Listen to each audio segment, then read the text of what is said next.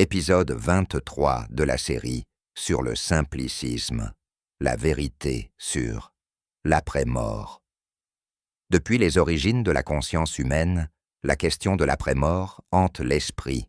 Qu'y a-t-il derrière ce voile infranchissable qu'est la mort? Les civilisations ont inventé des récits, des légendes, des dogmes, parfois consolants, souvent effrayants, pour tenter d'apprivoiser l'inconnu. Mais dans cette jungle d'idées, le simplicisme propose un retour à l'essentiel.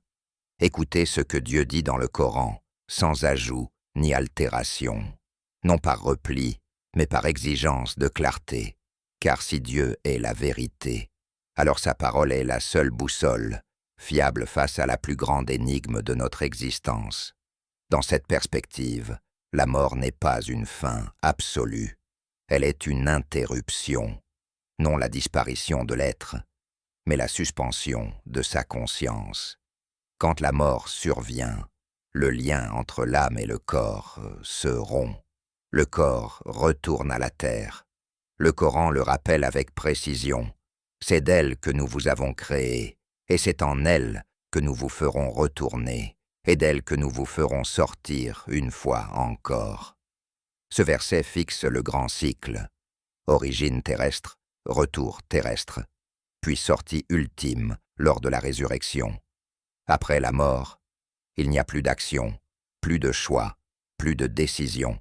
L'homme n'est plus acteur de son destin, il entre dans l'attente.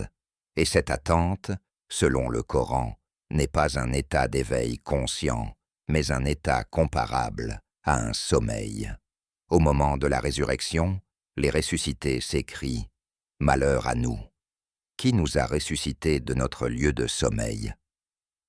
Le mot utilisé évoque un lieu de sommeil profond. Si les morts disent qu'ils ont été réveillés, c'est qu'entre la mort et la résurrection, leur conscience n'a pas vécu un temps éveillé, ni une expérience continue. Ils n'ont pas senti la durée. Ils se sont comme endormis, puis réveillés. Le Coran donne des exemples qui renforcent cette idée. Lorsque Dieu suspend la conscience, la durée devient imperceptible. Uzair est ramené à la vie après 100 ans et croit n'avoir dormi qu'1 jour ou une partie d'un jour.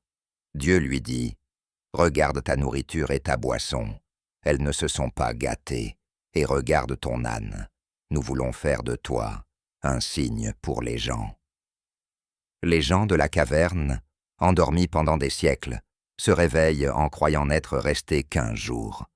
Combien de temps avons-nous demeuré ici? Ils dirent « Nous avons demeuré 1 jour ou une partie d'un jour. » Ces récits montrent que lorsque Dieu suspend la conscience, le temps s'efface.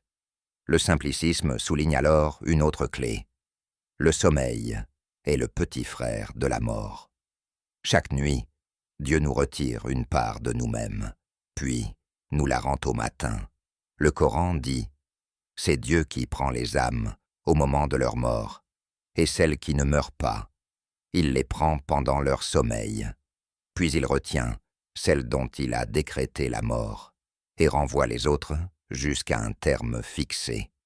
Et encore, c'est lui qui vous fait dormir la nuit, et qui sait ce que vous avez fait durant le jour. Puis, il vous réveille, afin qu'un terme soit accompli. Chaque réveil devient ainsi un rappel. Si Dieu nous rend après une nuit, il peut nous rendre après la mort.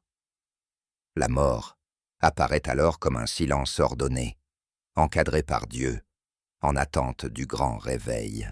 Puis vient le moment de la résurrection, un réveil définitif, un retour à la conscience, mais surtout un retour à la vérité. Le Coran rapporte la reconnaissance immédiate des ressuscités. Ils diront « Malheur à nous !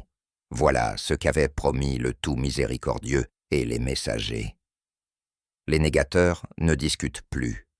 Ils reconnaissent. La résurrection n'est pas un débat, c'est une évidence. Et pour les croyants, cette évidence devient lumière. Leur louange s'élève. Louange à Dieu qui a tenu sa promesse et nous a fait hériter la terre. Mais pour ceux qui ont vécu dans le rejet, la résurrection devient d'abord un regret intérieur. Ils supplient « Seigneur, fais-nous revenir, nous ferons le bien, contrairement à ce que nous faisions auparavant. » Et la réponse tombe « Non, ce ne sont là que des paroles qu'ils prononcent. » Le Coran décrit encore leur certitude tardive. « Seigneur, nous avons vu, nous avons entendu. Ramène-nous, nous ferons le bien.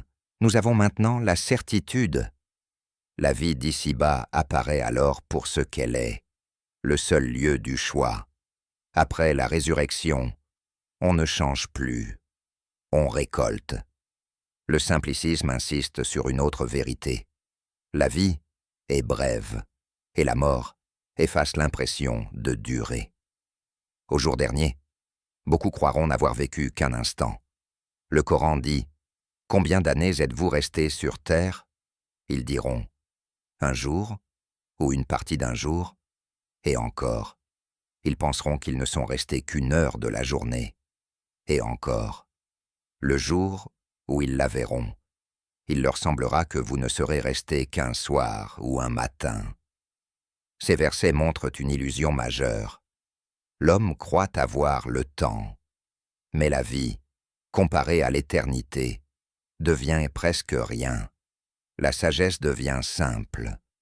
Ne pas vivre comme si l'on était installé ici-bas, mais comme un voyageur qui sait que son escale décide de son retour.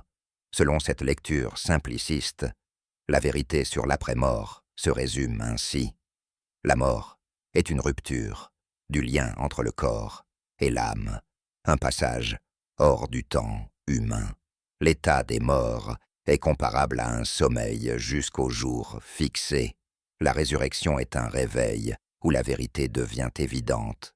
Les croyants louent Dieu, les négateurs regrettent trop tard. Et la vie terrestre, si longue en apparence, apparaîtra comme un instant.